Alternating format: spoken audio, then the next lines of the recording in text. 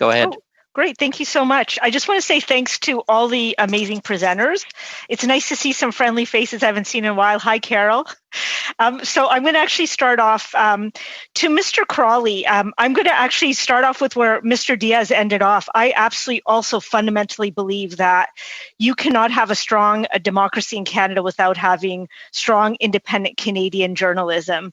And so, Mr. Crawley, I would really encourage you, because we might not have enough time now. I know you've mentioned District M, and that's something our government should look at, but I would really love to hear a little bit more from you in terms of what more immediate support our government can be providing to Canadian media today. And it's not just, I'm thinking about, amazing publications like The Globe. I'm also thinking about local publications and even ethnic media. If you have some specific thoughts on that, that's one. The second is, when we're looking at a model moving forward, there's a lot of different things happening in the world, from taxing to having to pay for access to Canadian journalism, to actually providing a share of ad revenues. There's different models we could look at, or a combination of models.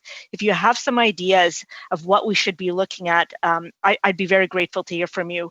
I do want to get so if you maybe have something to mention right now, that would be great, but I do want to have a minute and a half left for a question to Ms. Robson.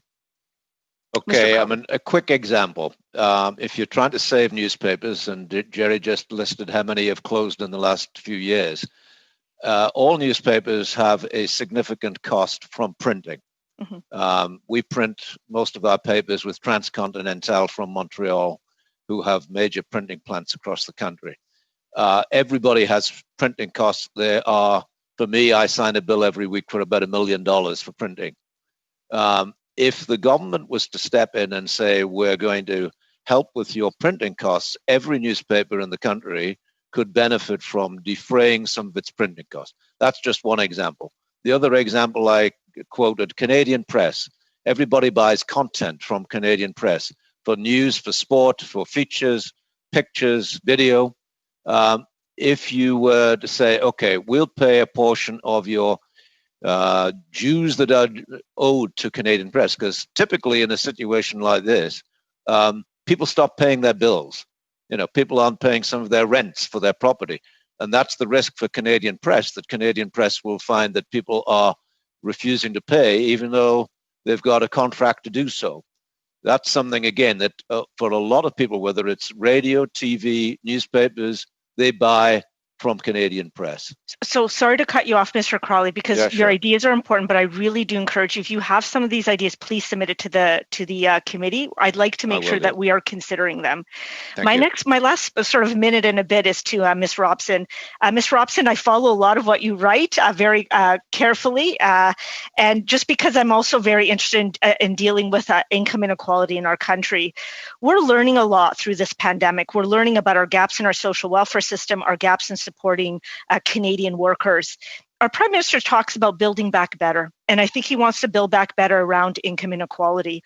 What data do you think we need to be gathering now that will help us to make good public policy decisions moving forward and to build a better system to address income inequality? Thank you for the question. I'll try and keep my response very, very concise.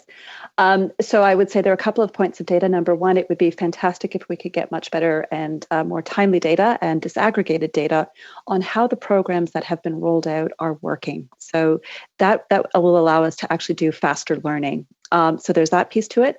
I would also say that there are two really important blind spots that we have in Canada, or at least spots that are not sufficiently covered in terms of our current data sources.